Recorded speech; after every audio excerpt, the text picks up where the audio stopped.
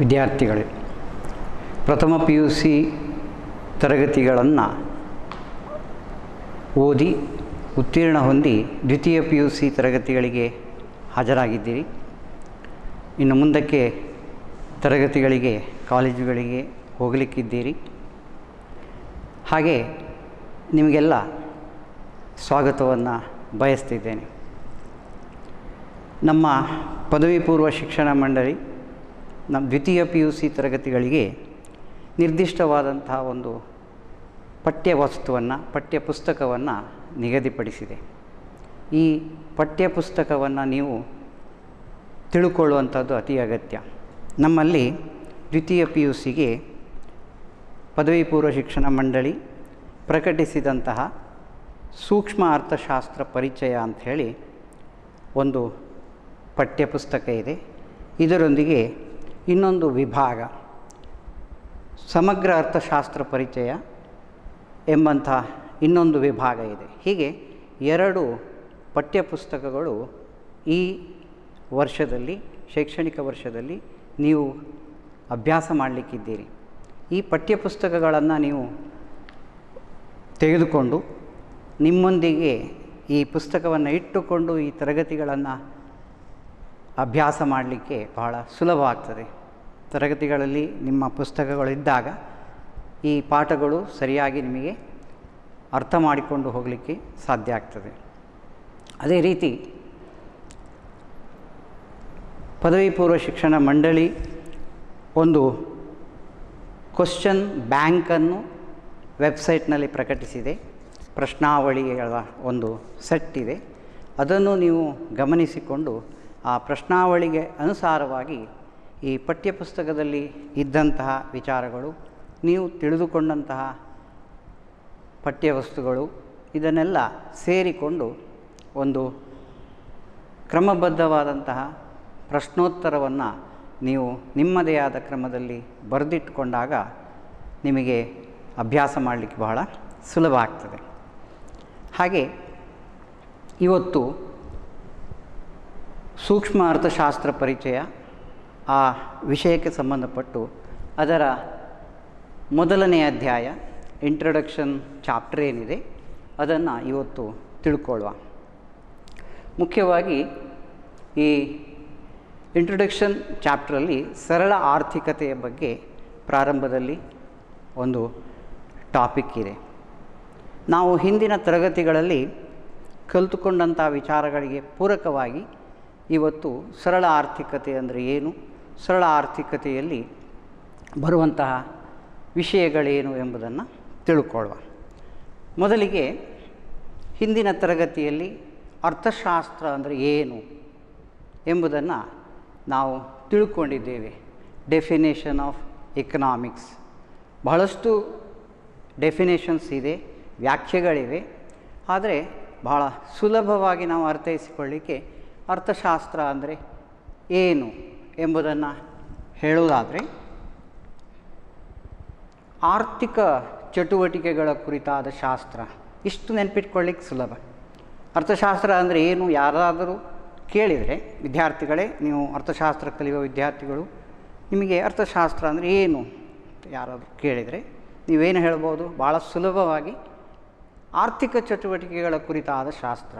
ಅರ್ಥಶಾಸ್ತ್ರ ಅಂದರೆ ಅಲ್ಲಿ it is A study of economic activities of A human being ಅಂತಿದೆ. ಸಾಮಾನ್ಯ ಜನ ಸಮುದಾಯದಲ್ಲಿ ಜನರು ಯಾವ ರೀತಿ ಆರ್ಥಿಕ ಚಟುವಟಿಕೆಗಳನ್ನು ತೊಡಗಿಕೊಂಡಿದ್ದಾರೆ ಎಂಬುದರ ಕುರಿತಾಗಿ ಅಧ್ಯಯನ ಮಾಡುವುದೇನಿದೆ ಅದೇ ಅರ್ಥಶಾಸ್ತ್ರ. ಇಲ್ಲಿ ಆರ್ಥಿಕ ಚಟುವಟಿಕೆಗಳ ಕುರಿತಾದ ಶಾಸ್ತ್ರ.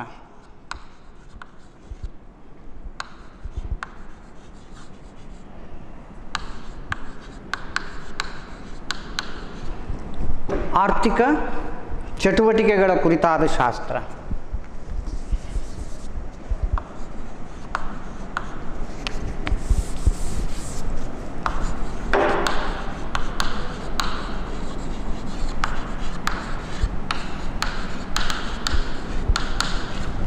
ಆರ್ಥಿಕ ಚಟುವಟಿಕೆಗಳ ಅಧ್ಯಯನ ಅಂತ ಹೇಳಬಹುದು ಅರ್ಥಶಾಸ್ತ್ರ.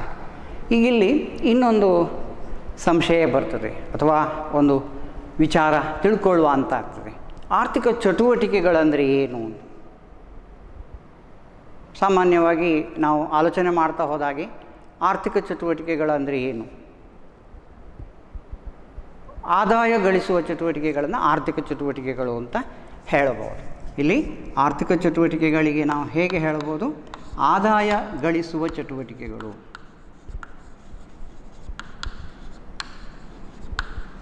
ಆದಾಯ ಗಳಿಸುವ ಚಟುವಟಿಕೆಗಳು ಅಂದರೆ ಯಾವುದು? ಇನ್ಕಮ್ ಅರ್ನಿಂಗ್ ಆ್ಯಕ್ಟಿವಿಟೀಸ್ ಅಂತ ಹೇಳ್ತೇವೆ.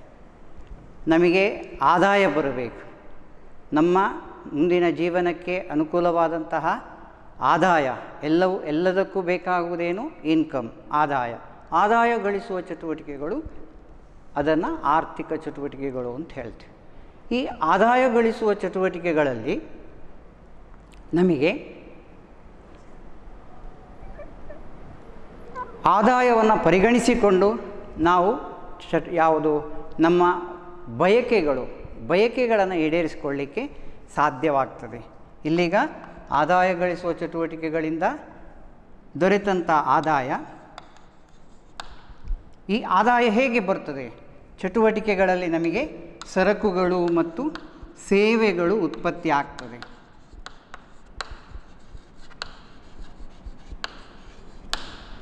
ಸರಕುಗಳು ಮತ್ತು ಸೇವೆಗಳು ಉತ್ಪಾದನೆ ಆಗ್ತದೆ. ಈ ಸರಕು ಮತ್ತು ಸೇವೆಗಳನ್ನು ಅವರು ಆದಾಯಕ್ಕೆ ಪರಿವರ್ತಿಸಿಕೊಂಡು, ಅದಕ್ಕೇನಿದೆ? ಆರ್ಥಿಕ ಮೌಲ್ಯಗಳಿವೆ.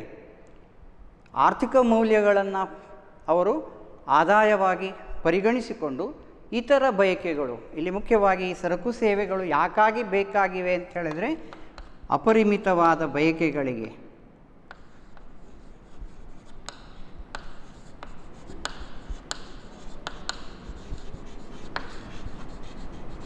ಅಪರಿಮಿತವಾದಂತಹ ಬಯಕೆಗಳು, ಮಾನವನ ಅಪರಿಮಿತವಾದ ಬಯಕೆಗಳಿಗೆ ಈ ಸರಕು ಮತ್ತು ಸೇವೆಗಳ ಅಗತ್ಯಗಳಿವೆ. ಅದರಲ್ಲಿ ನಾವು ಏನು ಹೇಳ್ತೇವೆ ಅಂದರೆ, ಅಪರಿಮಿತವಾದ ಬಯಕೆಗಳು ಅದಕ್ಕನುಗುಣವಾಗಿ ಉತ್ಪಾದಿಸಲ್ಪಟ್ಟಂತಹ ಸರಕು ಮತ್ತು ಸೇವೆಗಳು ಬಹಳ ಕಡಿಮೆ. ಇಲ್ಲಿ ಸರಕು ಮತ್ತು ಸೇವೆಗಳೇನಾಗಿವೆ? ಇದು ಮಿತವಾಗಿವೆ, ಹಾಗೆ ಸ್ಪರ್ಧಾತ್ಮಕವಾಗಿವೆ ಅಂತ ಹೇಳ್ತೇವೆ. ಪರ್ಯಾಯ ಉಪಯೋಗಗಳನ್ನು ಹೊಂದಿದೆ, ಕಾಂಪಿಟೇಟಿವ್ ಆಗಿರ್ತದೆ ಅಂತ.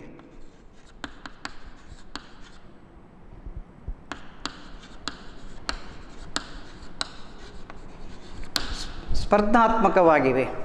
ಸರಕು ಮತ್ತು ಸೇವೆಗಳು ಮಿತವಾಗಿದೆ ಅಥವಾ ವಿರಳವಾಗಿದೆ ಹಾಗೂ ಸ್ಪರ್ಧಾತ್ಮಕವಾಗಿವೆ.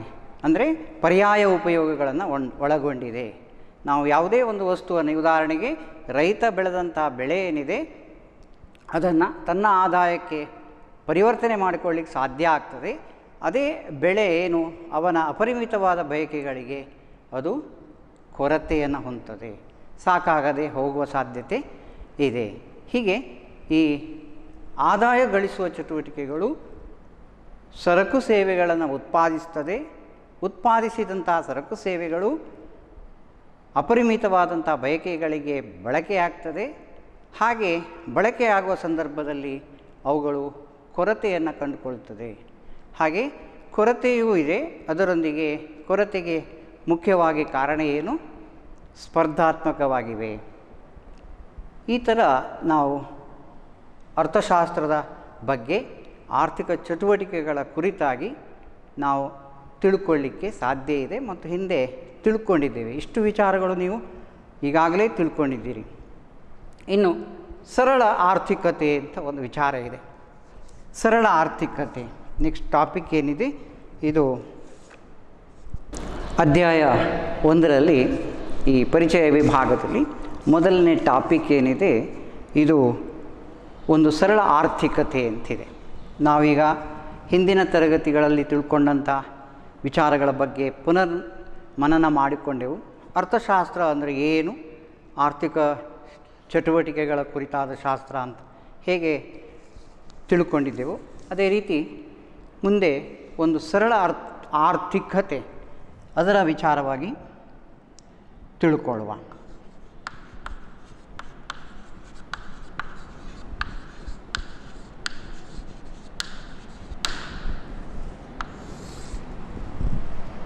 ಆರ್ಥಿಕತೆ. ಆರ್ಥಿಕತೆ ಅಂದರೆ ಏನು ಎಂಬುದಕ್ಕೆ ಮೊದಲಿಗೆ ನಾವು ಕೆಲವೊಂದು ವಿಚಾರಗಳು ಮಾತನಾಡುವಾಗ ತಿಳ್ಕೊಂಡಿದ್ದೇವೆ. ಇಕಾನಮಿ, ನಮ್ಮ ದೇಶದ ಇಕಾನಮಿ ಸರಿಯಿಲ್ಲ, ಇಕಾನಮಿ ಬಿದ್ದು ಹೋಗಿದೆ, ಹೀಗೆಲ್ಲ ಹೇಳ್ತೇವೆ. ಇಕಾನಮಿ ಎಂಬ ವರ್ಡ್ ಏನಿದೆ ಅದು ಆರ್ಥಿಕತೆ. ಆರ್ಥಿಕತೆ ಅಥವಾ ಅರ್ಥವ್ಯವಸ್ಥೆ ಇದೆರಡು ಒಂದೇ. ಇಕಾನಮಿ ಮತ್ತು ಇಕನಾಮಿಕ್ ಸಿಸ್ಟಮ್ ಎಂಬುದು ಎರಡು ಒಂದೇ ವಿಚಾರ. ಈಗ ಒಂದು ದೇಶದ ಆರ್ಥಿಕತೆ ಅಂತ ಹೇಳುವಾಗ ಆ ದೇಶದ ಆರ್ಥಿಕ ಚಟುವಟಿಕೆಗಳು ಹೇಗೆ ನಡೀತದೆ, the existence of economic activities ಏನಿದೆ ಅದು ಆರ್ಥಿಕತೆ ಹೇಳ್ತದೆ.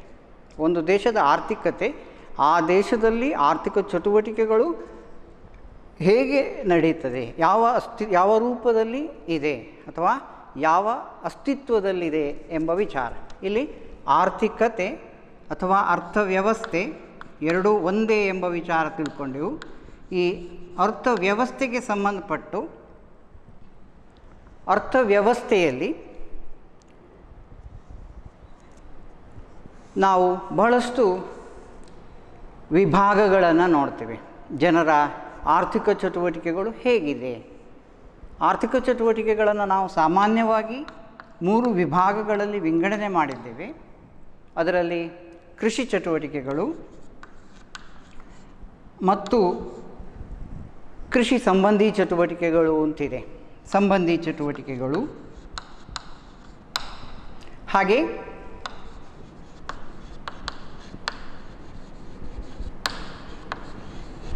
ಉತ್ಪಾದನಾ ಚಟುವಟಿಕೆಗಳು,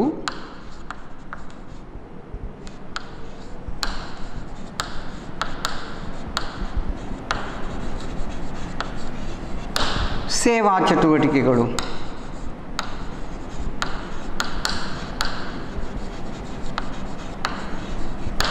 ನಮಗೆ ಜನಸಮುದಾಯದಲ್ಲಿ ಒಂದು ಚಟುವಟಿಕೆಗಳನ್ನು ನಾವು ನೋಡ್ತೀವಿ.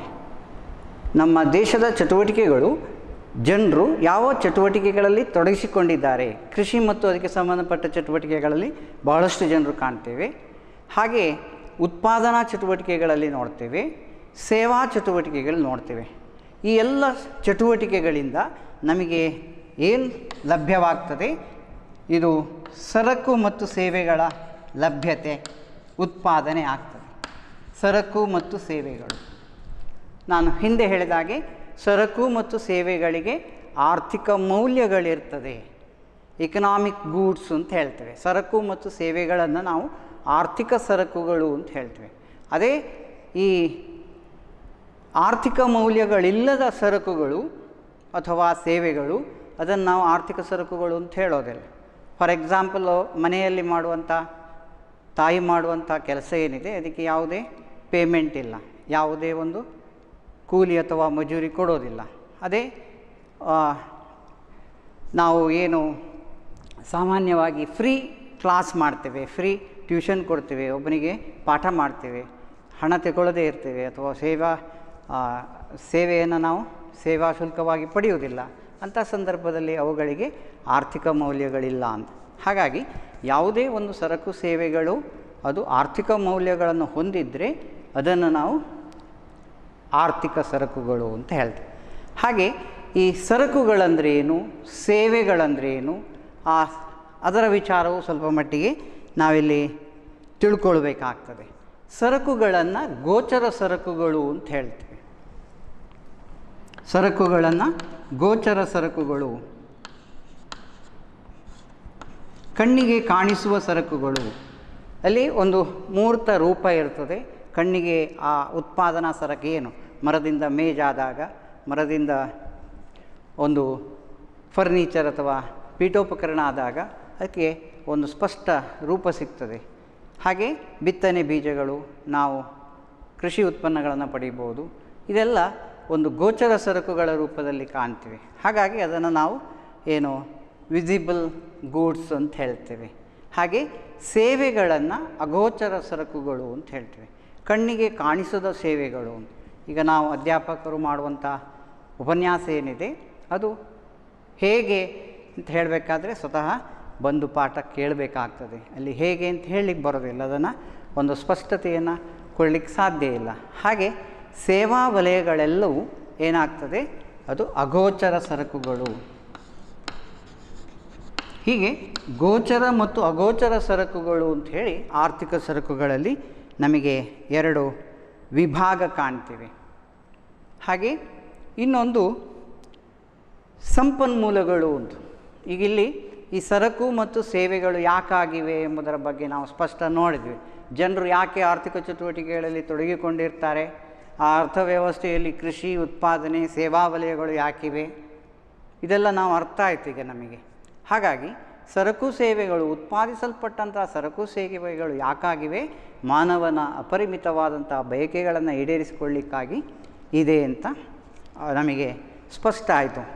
ಹಾಗೆ ಈ ಸರಕು ಸೇವೆಗಳನ್ನು ನಾವು ಉತ್ಪಾದಿಸಲಿಕ್ಕೆ ಬಳಸಿಕೊಳ್ಳುವಂತಹ ವಿಚಾರವನ್ನು ಸಂಪನ್ಮೂಲಗಳು ಅಂತ ಹೇಳ್ತೀವಿ. ಸಂಪನ್ಮೂಲಗಳಂದರೆ ಏನು ಅಂತ. ಸಂಪನ್ಮೂಲಗಳು ಉತ್ಪಾದನೆಗೆ ಬಳಸಿಕೊಳ್ಳುವ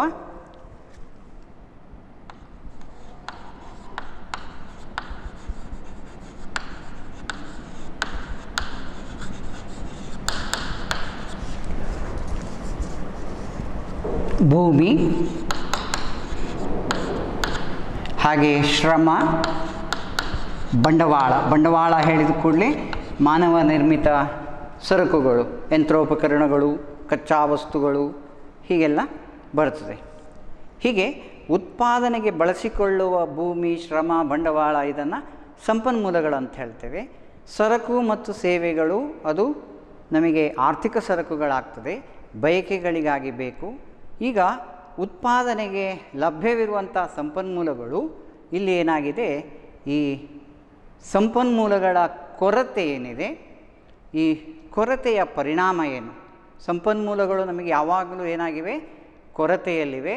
ಅದರೊಂದಿಗೆ ಆ ಸಂಪನ್ಮೂಲಗಳು ಪರ್ಯಾಯವಾದಂಥ ಉಪಯೋಗಗಳನ್ನು ಹೊಂದಿರ್ತದೆ. ಈಗ ಉದಾಹರಣೆಗೆ ವಿದ್ಯುತ್ ಶಕ್ತಿಯನ್ನು ನಾವು ತೆಗೆದುಕೊಂಡರೆ, ವಿದ್ಯುತ್ತಿನ ಉತ್ಪಾದನೆ ಮಾಡಿಕೊಳ್ಳಿಕ್ಕೆ ಬೇಕಾದಂತಹ ಸಂಪನ್ಮೂಲಗಳು ಕೊರತೆಯಲ್ಲಿರ್ತದೆ. ಅದೇ ರೀತಿ ಉತ್ಪಾದನೆ ಮಾಡಿದಂತಹ ವಿದ್ಯುತ್ತನ್ನು ಬಳಸಿಕೊಳ್ಳಲಿಕ್ಕೆ ಬೇರೆ ಬೇರೆ ಉಪಯೋಗಗಳಿವೆ, ಪರ್ಯಾಯ ಉಪಯೋಗಗಳು. ಅದರಲ್ಲೂ ಆದ್ಯತೆಗಳು. ಉದಾಹರಣೆಗೆ ಯಾವುದು ಬೇಕು, ನಮಗೆ ಆದ್ಯತೆಗನುಸಾರವಾಗಿ ನಾವು ಬಳಕೆ ಮಾಡಿಕೊಳ್ಳುವಂಥ ಒಂದು ಆಯ್ಕೆಯ ಸಮಸ್ಯೆ ಹುಟ್ಟಿಕೊಳ್ತದೆ. ಹೀಗೆ ಸಂಪನ್ಮೂಲಗಳು ಕೊರತೆಯಲ್ಲಿವೆ. ಕೊರತೆಯಲ್ಲಿರುವ ಸಂಪನ್ಮೂಲಗಳು ಸ್ಪರ್ಧಾತ್ಮಕವಾಗಿವೆ.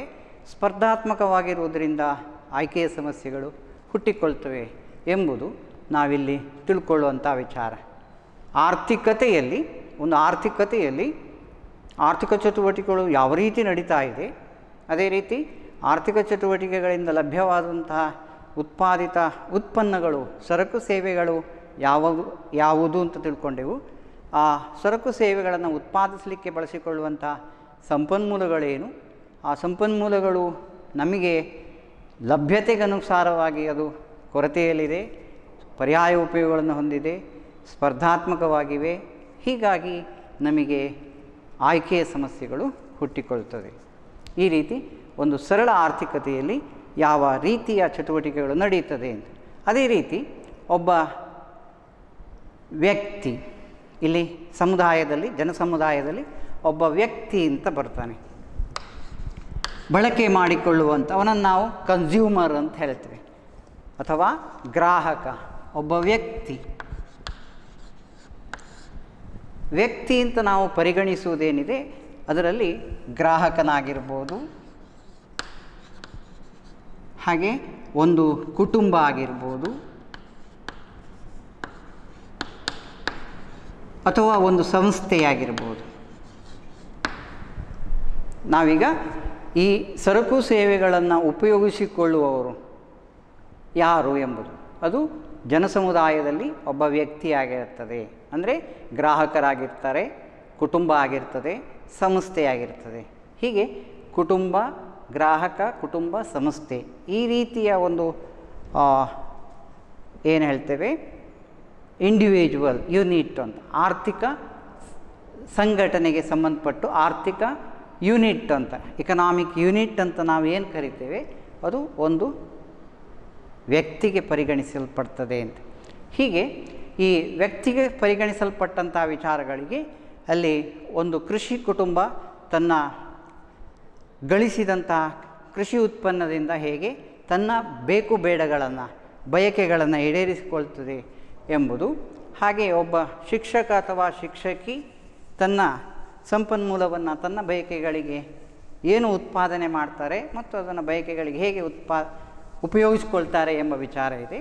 ಅದೇ ರೀತಿ ಒಬ್ಬ ನೇಕಾರ ಯಾವ ಉತ್ಪಾದನೆಯನ್ನು ಮಾಡ್ತಾನೆ, ತನ್ನ ಬಯಕೆಗಳನ್ನು ಹೇಗೆ ಈಡೇರಿಕೆ ಮಾಡ್ತಾನೆ ಎಂಬುದರ ಬಗ್ಗೆ ಒಂದು ವಿಶ್ಲೇಷಣೆ ಇದೆ. ಇದರ ಬಗ್ಗೆ ಒಂದು ಕ್ವಶನೂ ಇದೆ.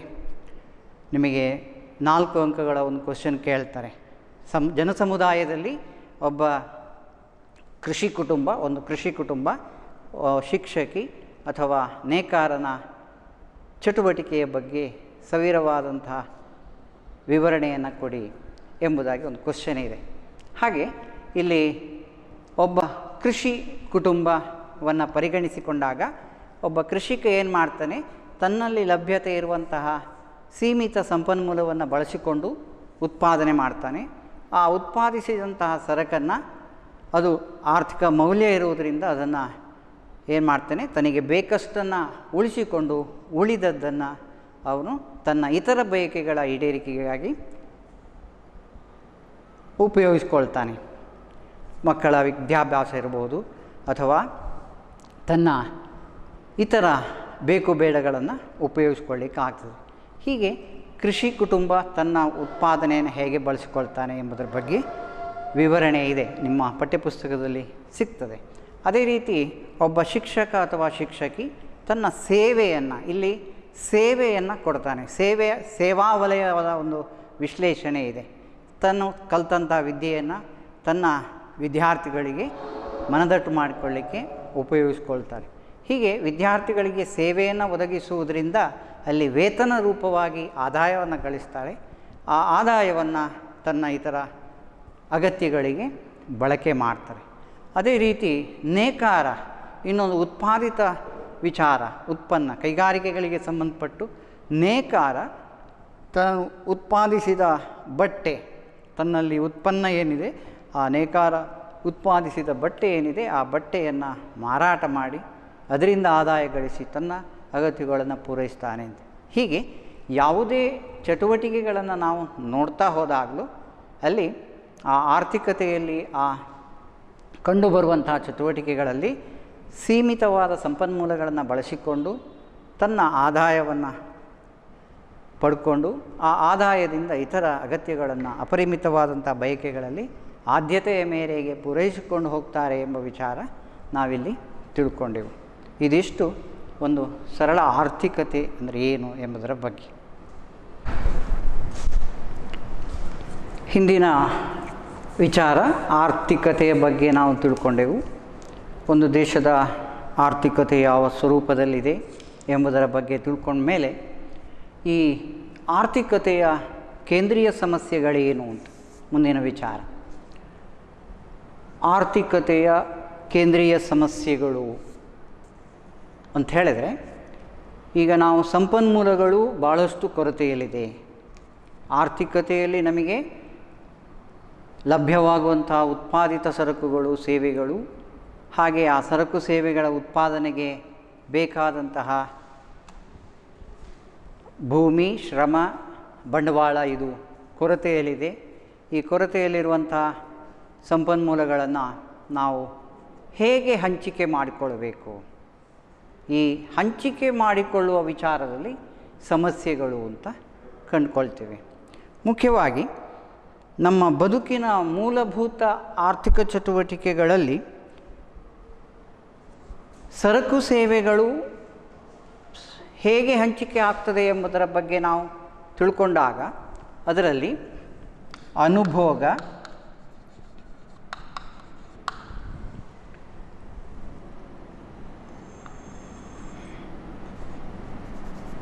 ವಿತರಣೆ ಮತ್ತು ವಿನಿಮಯ, ಈ ಮೂರು ವಿಚಾರಗಳಲ್ಲಿ ಅನುಭೋಗ, ವಿತರಣೆ, ವಿನಿಮಯ, ಇವುಗಳಲ್ಲಿ ನಾವು ಏನು ನೋಡ್ತೇವೆ, ಆರ್ಥಿಕ ಸರಕು ಸೇವೆಗಳು ಹಂಚಿಕೆ ಆಗ್ತಾ ಹೋಗ್ತವೆ.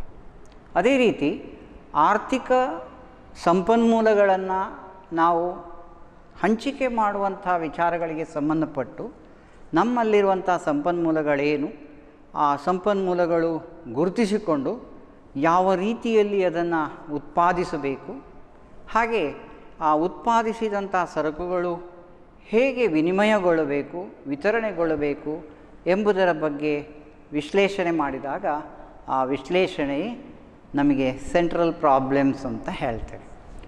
ಆರ್ಥಿಕತೆಯ ಕೇಂದ್ರೀಯ ಸಮಸ್ಯೆಗಳಲ್ಲಿ ಸಂಪನ್ಮೂಲಗಳ ಹಂಚಿಕೆಗೆ ಸಂಬಂಧಿಸಿದ ಸಮಸ್ಯೆಗಳು ಅಂತ ಪರಿಗಣಿಸಲ್ಪಟ್ಟಾಗ ಅದರಲ್ಲಿ ಒಂದು, ಏನನ್ನು ಉತ್ಪಾದಿಸಬೇಕು,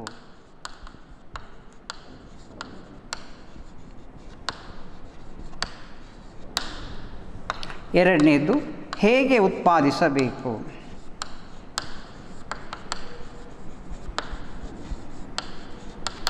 ಮೂರನೇ ವಿಚಾರ ಯಾರಿಗಾಗಿ ಉತ್ಪಾದಿಸಬೇಕು.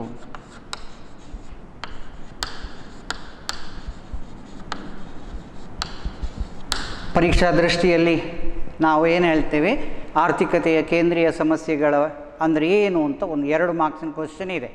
ಇಷ್ಟು ವಿಚಾರ ಬರೆದ್ರೆ ಆಯಿತು, 2 ಮಾರ್ಕ್ಸ್ ಸಿಗ್ತದೆ. ಆರ್ಥಿಕತೆಯ ಕೇಂದ್ರೀಯ ಸಮಸ್ಯೆಗಳಂದರೆ ಏನು, ಏನನ್ನು ಉತ್ಪಾದಿಸಬೇಕು, ಹೇಗೆ ಉತ್ಪಾದಿಸಬೇಕು, ಯಾರಿಗಾಗಿ ಉತ್ಪಾದಿಸಬೇಕು, ಇದನ್ನು ನಾವು ವಿಶ್ಲೇಷಣೆ ಮಾಡ್ತಾ ಹೋದರೆ, ವಿವರಣೆ ಕೊಡ್ತಾ ಹೋದರೆ ಅದು 4 ಅಂಕದ ಪ್ರಶ್ನೆ ಆಗ್ತದೆ. ಇಲ್ಲಿ ಈ ಏನನ್ನು ಉತ್ಪಾದಿಸಬೇಕು, ಹೇಗೆ ಉತ್ಪಾದಿಸಬೇಕು, ಯಾರಿಗಾಗಿ ಉತ್ಪಾದಿಸಬೇಕು, ಈ ಸಮಸ್ಯೆಗಳು ಯಾವುದನ್ನು ಒಳಗೊಂಡಿದೆ, ಈ ಅನುಭೋಗ, ವಿತರಣೆ, ವಿನಿಮಯಕ್ಕೆ ಸಂಬಂಧಪಟ್ಟು ಸಂಪನ್ಮೂಲಗಳ ಹಂಚಿಕೆಗೆ ಸಂಬಂಧಪಟ್ಟಿದೆ.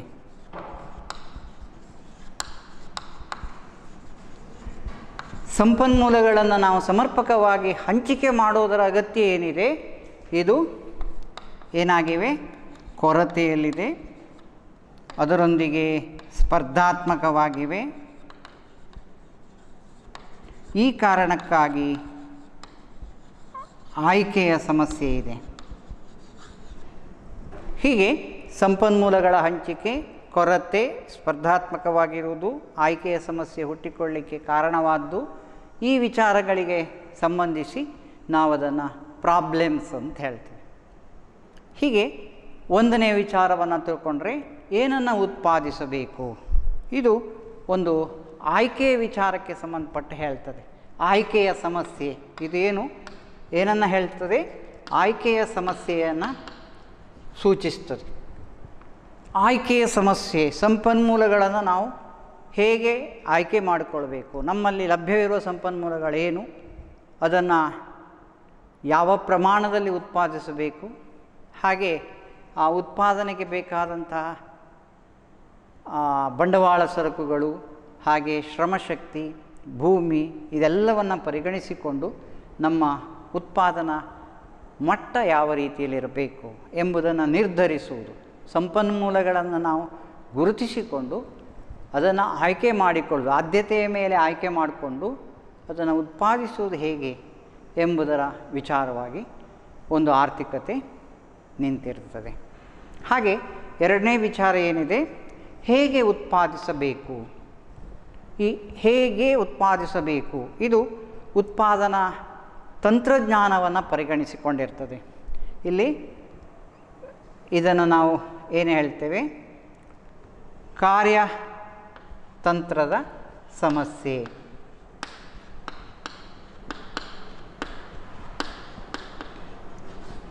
ಕಾರ್ಯತಂತ್ರದ ಸಮಸ್ಯೆ ಅಂತ ಹೇಳ್ತೇವೆ. ಇಲ್ಲಿ ಕಾರ್ಯತಂತ್ರ ಅಂತ ಹೇಳುವಾಗ ಸಾಮಾನ್ಯ ನಮ್ಮ ಪ್ರಪಂಚದ ರಾಷ್ಟ್ರಗಳು, ಜಗತ್ತಿನ ರಾಷ್ಟ್ರಗಳನ್ನು ಪರಿಗಣಿಸಿದಾಗ ರಾಷ್ಟ್ರಗಳಲ್ಲಿ ವೈವಿಧ್ಯತೆ ಇದೆ. ನಾವು ಸಾಮಾನ್ಯವಾಗಿ ಅದನ್ನು ಪ್ರಮುಖವಾಗಿ ಅಭಿವೃದ್ಧಿ ಹೊಂದುತ್ತಿರುವ ರಾಷ್ಟ್ರಗಳು, ಹಾಗೆ ಅಭಿವೃದ್ಧಿ ಹೊಂದಿದ ರಾಷ್ಟ್ರಗಳು ಅಂತ ಪರಿಗಣಿಸಿದ್ದೇವೆ. ಡೆವಲಪ್ಡ್ ಕಂಟ್ರೀಸ್ ಮತ್ತು ಡೆವಲಪಿಂಗ್ ಕಂಟ್ರೀಸ್ ಅಂತ. ಈ ಮುಂದಿನ ವಿಚಾರದಲ್ಲಿ ಬರ್ತದೆ ಯಾವ ರಾಷ್ಟ್ರಗಳಿಗೆ ಈ ಸಮಸ್ಯೆಗಳು ಹೇಗೆ ಪರಿಹರಿಸಲ್ಪಡುತ್ತದೆ ಎಂಬುದು. ಯಾಕೆ ನಾನು ಆ ವಿಚಾರ ಹೇಳಿದೆ ಅಂದರೆ, ಹೇಗೆ ಉತ್ಪಾದಿಸಬೇಕು.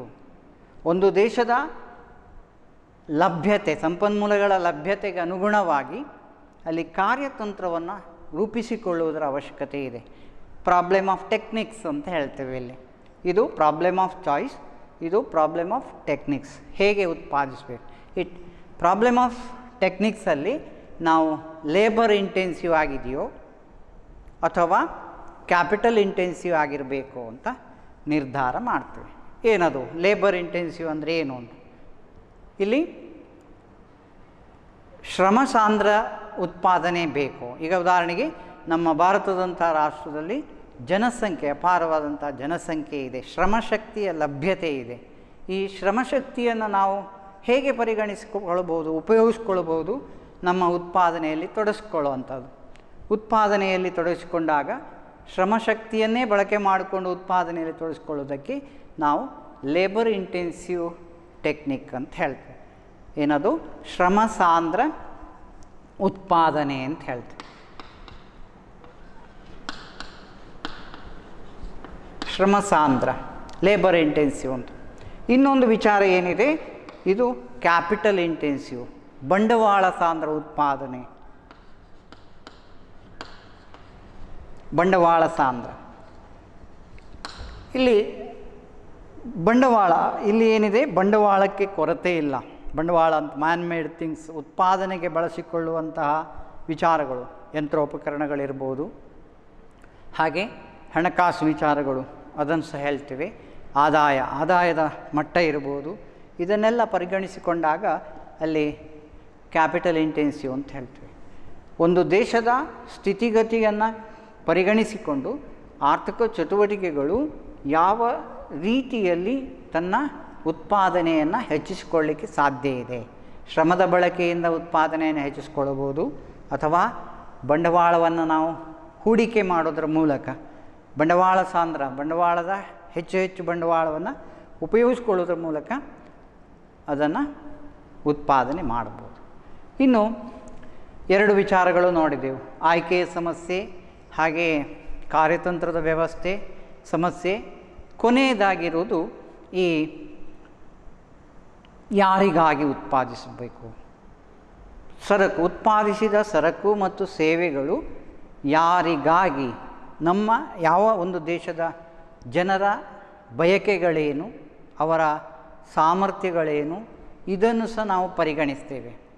ಈಗ ನಾವು ಭಾರತದಂಥ ರಾಷ್ಟ್ರದಲ್ಲಿ ಹೈಫೈ ಟೆಕ್ನಿಕ್ಸ್ ಅಥವಾ ಹೈಫೈ ವಸ್ತುಗಳನ್ನೇ, ಉತ್ತಮ ಆಧುನಿಕ ನೆಲೆಯಲ್ಲಿ ಉತ್ಪಾದಿಸಿದ ಸರಕುಗಳನ್ನು ಉತ್ಪಾದನೆ ಮಾಡಿ ಜನರಿಗೆ ಒದಗಿಸಿಕೊಟ್ರೆ ಏನಾಗ್ತದೆ?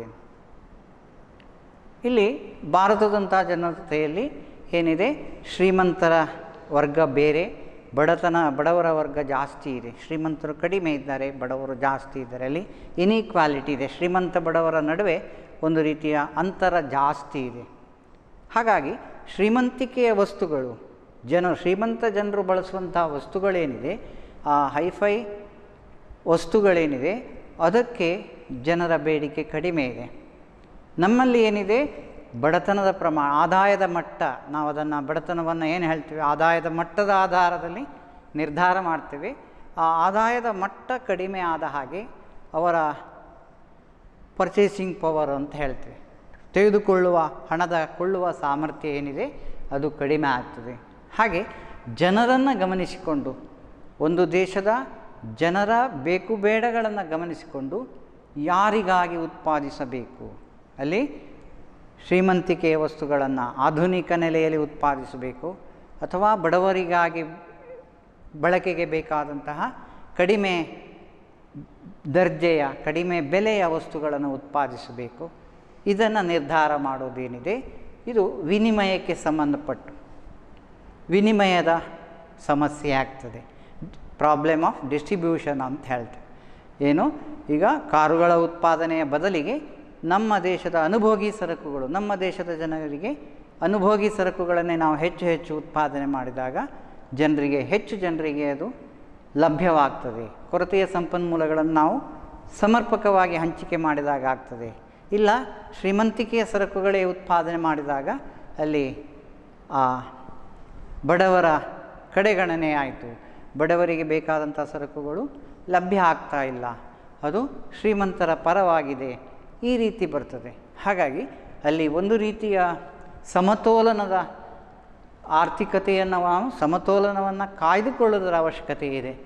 ಆರ್ಥಿಕತೆಯ ಸಮಸ್ಯೆಗಳನ್ನು ನಾವು ಪರಿಹರಿಸಿಕೊಳ್ಳುವಾಗ ಈ ರೀತಿ ಏನನ್ನು ಉತ್ಪಾದಿಸಬೇಕು, ಸಂಪನ್ಮೂಲಗಳನ್ನು ಆಯ್ಕೆ ಮಾಡಿಕೊಳ್ಳೋದು, ಹಾಗೆ ಹೇಗೆ ಉತ್ಪಾದಿಸಬೇಕು, ಯಾವ ವಿಧಾನದಲ್ಲಿ ಆಧುನಿಕತೆಯನ್ನು ಉಪಯೋಗಿಸಿಕೊಳ್ಳೋದು ಅಥವಾ ಶ್ರಮಸಾಂದ್ರತೆಯನ್ನು ಬಳಸಿಕೊಳ್ಳುವುದು, ಹಾಗೆ ಯಾರಿಗಾಗಿ